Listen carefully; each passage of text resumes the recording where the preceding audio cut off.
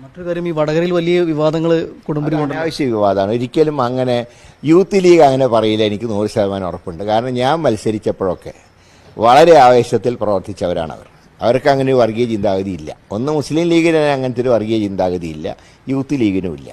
അതുകൊണ്ട് ഇതൊരു പക്ഷേ ടീച്ചർക്ക് 60,000 വോട്ടിന് കഴിഞ്ഞ തവണ ഹയസ്റ്റ് മാർജിനിൽ ജയിച്ച ടീച്ചർ തോൽക്കാൻ പോകുന്നൊരു ദുഃഖത്തിനുണ്ടാക്കിയ കഥയാണെങ്കിൽ ഇത് ദൗർഭാഗ്യകരമാണ്. ഇങ്ങനെ ഒരു ഏർപ്പാട് പാടില്ല.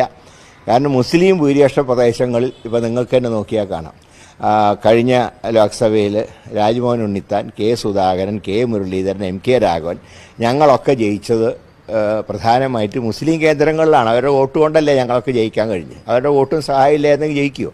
അവർ ജാതി നോക്കിയിട്ടാണോ വോട്ട് ചെയ്തത്? മുല്ലപ്പള്ളി അവിടെ 2 തവണ വടകരയിൽ ജയിച്ചു, അത് ഞാൻ ജയിച്ചു. അതൊക്കെ മുസ്ലിം ജനവിഭാഗങ്ങളുടെ കൂടെ സഹകരണത്തോടു കൂടിയിട്ടാണ്. അവരങ്ങനെ ജാതി നോക്കി വോട്ട്